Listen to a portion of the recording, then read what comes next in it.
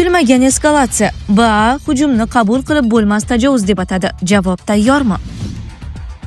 Putin Rossiya elitasi ishtirokidagi suiqasd va to'ntarishdan xavotirda. Razvedka. Endi aniq yer yuzidan yo'q qilamiz. Donald Tramp Eronga keskin tahdid qildi.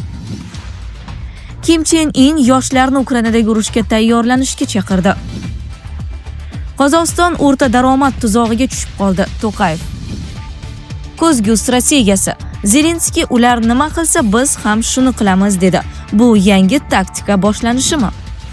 Dunyo siyosatini biz bilan faol kuzatib borayotgan tomoshabinlarga assalomu alaykum. Videoga like bosing va fikringizni kommentariyada yozib qoldiring.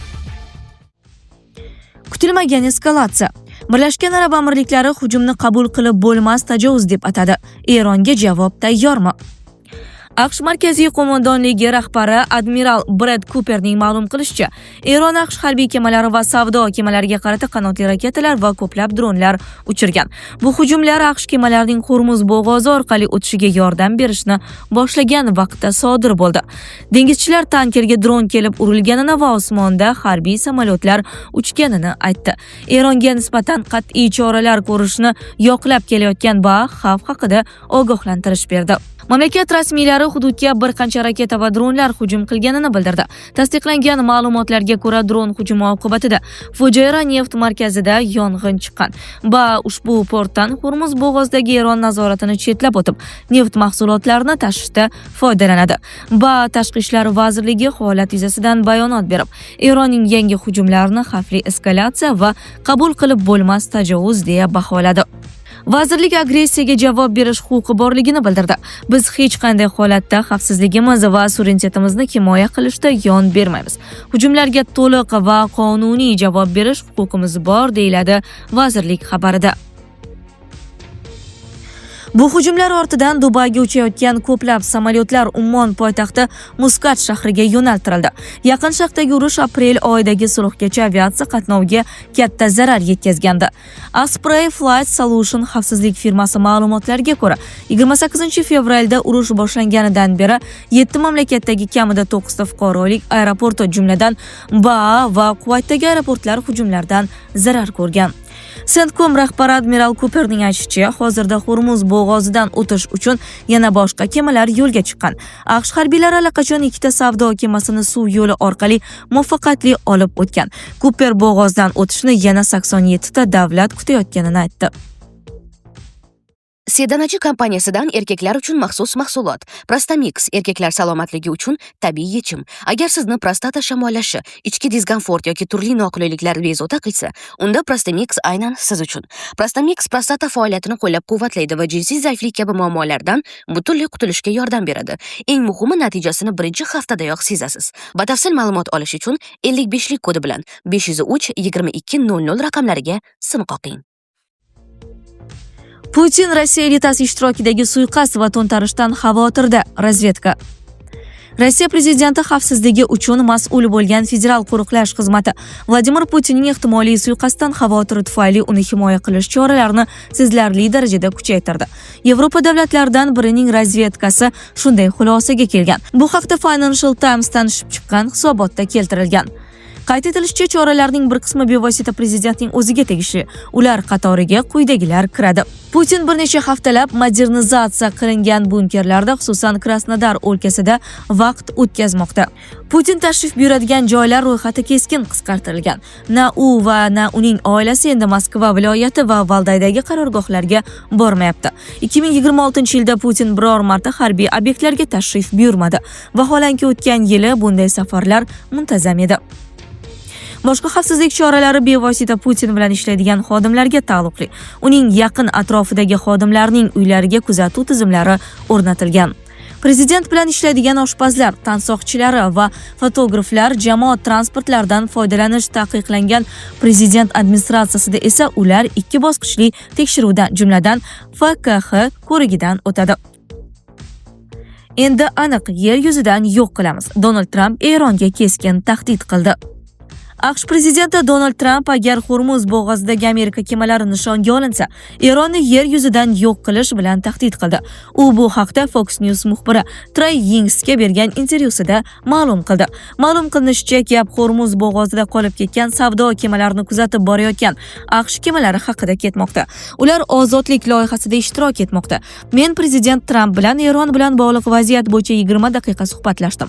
U ozodlik loyihasi va AQShning Hormuz bo'g'ozida savdo kemalarini kuzatib borish bo'yicha sa'y-harakatlari haqida gapirdi. U Eronga yangi ogohlantirish berib, agar eronliklar bu hududdagi Amerika kemalariga hujum qilishga urinsa, ular iqtibos keltiraman, yer yuzidan yo'q qilinadi deya ta'kidladi Yangs Fox News efirida. Kim Chen In yoshlarni Ukrainadagi urushga tayyorlanishga chaqirdi. Shimoliy Koreya yetakchisi Kim Chen In so'z davomida yoshlarni Koreya Mehnat partiyasi vazifalarini bajarishda asosiy kuch deb atadi va ularni Ukrainadagi urushda Rossiya tomonida turib jang qilishga targ'ib qildi. Bu haqda Reuters xabar berdi.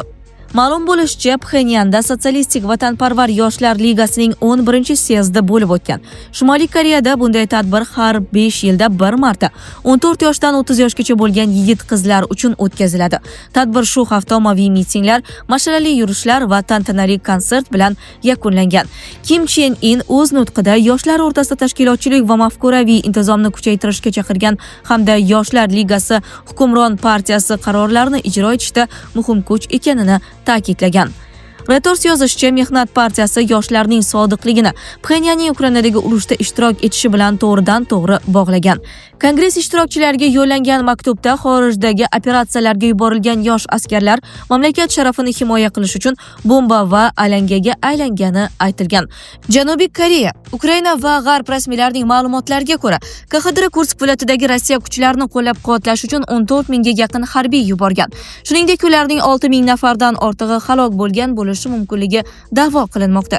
O'tgan oyda Pxenyanda halok bo'lgan askarlar sharafiga yodgorlik ochildi. Mafkuraviy nazorat kuchayotgan bir paytda KXDR rasmiylari xorijiy madaniyat, xususan Janubiy Koreya musiqasi, filmlari va slenglari ta'sirini ham qattiq cheklamoqda. Eslatib o'tamiz, KXDR harbiylari Rossiyaga yuborilayotgani haqidagi ilk xabarlar 2024-yil oktyabr oyida paydo bo'lgan edi. Qozog'iston o'rta daromad tuzog'iga tushib qoldi. To'qayev. Qozog'iston prezidenti Qosim-Jo'mart To'qayev mamlakat o'rta daromad tuzog'iga duch kelganini aytdi.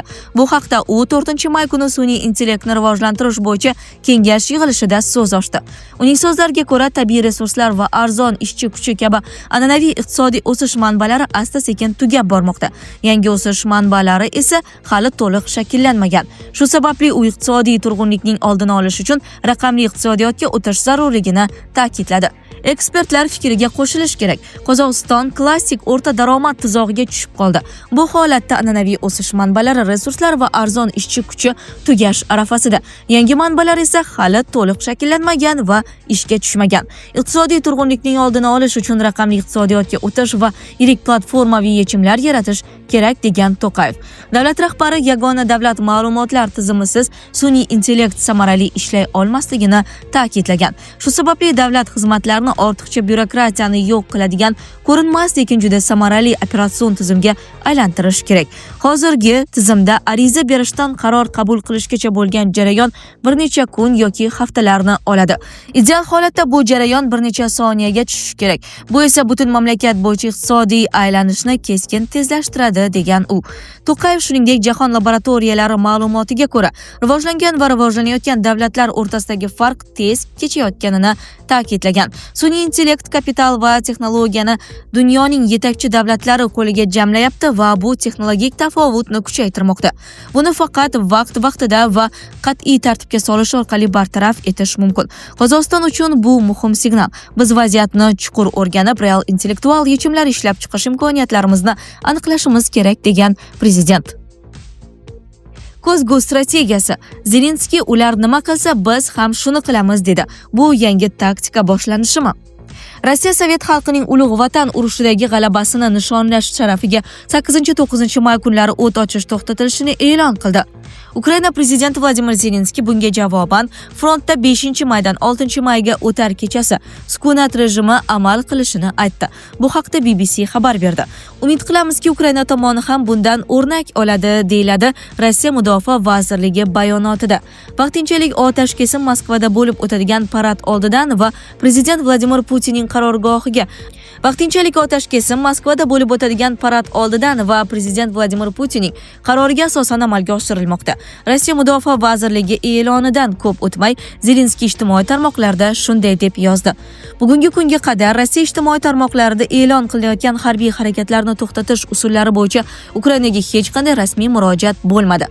Bizningcha, inson hayoti har qanday yubileyni nishonlashdan ko'ra qadrlidir. Shu munosabat bilan 5-maydan 6-mayga o'tar kechasi soat 00:00 dan boshlab sukunat rejimini e'lon qilamiz. Shu vaqtgacha sukunatni ta'minlashga erishish realdir. Ko'rsatilgan vaqtdan boshlab ko'zgu kabi harakat qilamiz. Agar Rossiya Mudofaa vazirligi Moskvada paradni Ukrainaning xayrixohligisiz o'tkaza olmaymiz deb hisoblayotgan bo'lsa, demak Rossiya rahbariyatiga o'z urushini yakunlash uchun real qadamlar tashlash vaqti keldi, deya qo'shimcha qildi Ukraina rahbari. Sizlarga yetkazmoqchi bo'lganlarimiz shulardan iborat edi. Dunyo yangiliklaridan uzoqlashmang.